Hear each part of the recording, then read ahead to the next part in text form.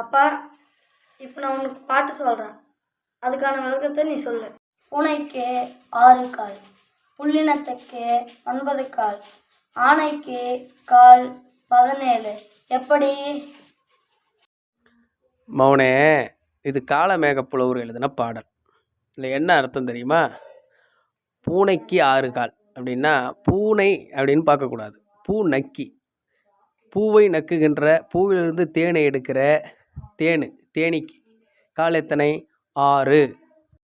அடுத்து புள்ளினம். புள்ளினங்கிறது என்ன? பறவை. என்ன சொல்லியிருக்க? புள்ளினத்திற்கு 9 கால். 9 ஒரு கால் 2 கால் அரைங்கிற மாதிரி 9 கால் போட்டினியா 2 கால் வரும். அப்போ பறவைக்கு கால் 2. அதே போல் ஏனைக்கும் 17 கால் 4 கால், ஏனைக்கு கால் 4. இதுதான் மௌனே அதுக்கு அர்த்தம்.